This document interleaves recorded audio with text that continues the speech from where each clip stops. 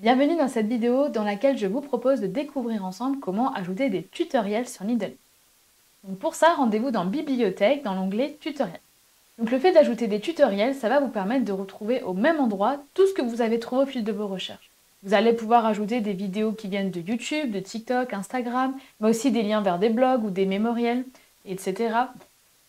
Et en plus, après, ça vous permet d'utiliser notamment dans les projets. Si c'est un modèle à réaliser, vous pourrez vraiment utiliser le tutoriel en tant que modèle au lieu d'un patron.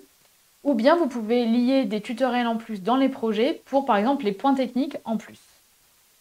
Donc, pour ajouter un tutoriel, on va vous demander en fait le lien du tutoriel. Donc, par exemple, pour une chaîne YouTube, pour une vidéo YouTube, je vais aller dans Partager sur la vidéo, je vais copier le lien et je vais venir le coller juste ici. Et en fait, après, vous allez choisir, donc il y a plusieurs types. Donc, modèle à réaliser, comme je vous disais, c'est ce où après, ça servira de modèle dans un projet, vraiment comme si vous aviez un patron, ou si c'est une technique, une astuce ou autre. Vous pouvez aussi combiner plusieurs choses. Donc là, on est sur un modèle à réaliser, et là, vous faites ajouter le tutoriel, et la magie, ça vient en fait pré-remplir le plus d'informations de ce qu'a trouvé Needle.me. En fait, c'est à partir du lien, en fonction des informations qui ont été données selon la provenance d'où vient le lien, ça peut récupérer pas mal de choses. Et après, je viens compléter si besoin.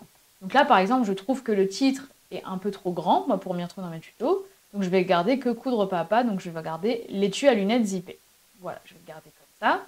C'est un modèle à réaliser. Catégorie, là, c'est pour tout le monde, donc je vais rien mettre de spécial.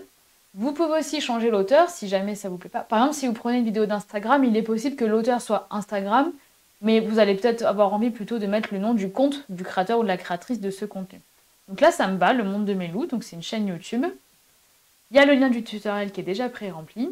Et là, en plus, comme c'est un modèle à réaliser, j'ai bien envie de me mettre directement mes métrages et fournitures. Donc là, je regarde.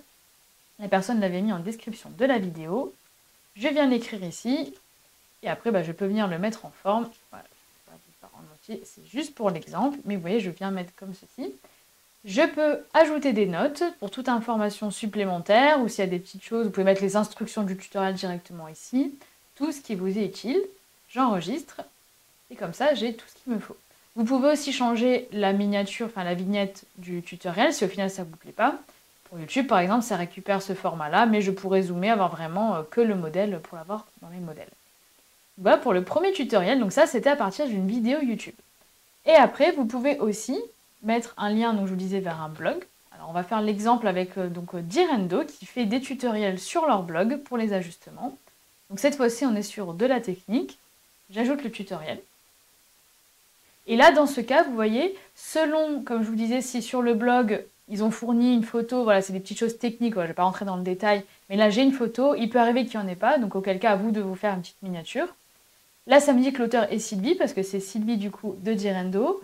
Moi, j'ai bien envie de l'écrire, du coup, d'avoir vraiment marque, une technique, et du coup, j'avais le lien, donc j'enregistre. Ah oui, je vais changer le nom aussi. Donc là, c'est l'ajustement corsage, et c'est les ajustements forte poitrine. Hop, FBA. Et là, dans ce cas, comme ce n'est pas une vidéo, j'ai directement le lien pour ouvrir mon tutoriel. Et comme ça, j'ai en un clic, je retrouve tout ce dont j'ai besoin. Vous pouvez en plus utiliser les étiquettes, donc ça, il y a une vidéo dédiée pour vous expliquer. Mais ça peut vous aider à venir catégoriser un peu plus en détail vos tutoriels pour pouvoir ensuite les filtrer. Voilà, vous savez tout sur la partie tutothèque.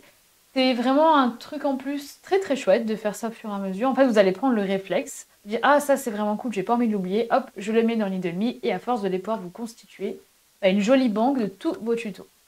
Voilà, je vous dis à bientôt dans une prochaine vidéo. À très vite!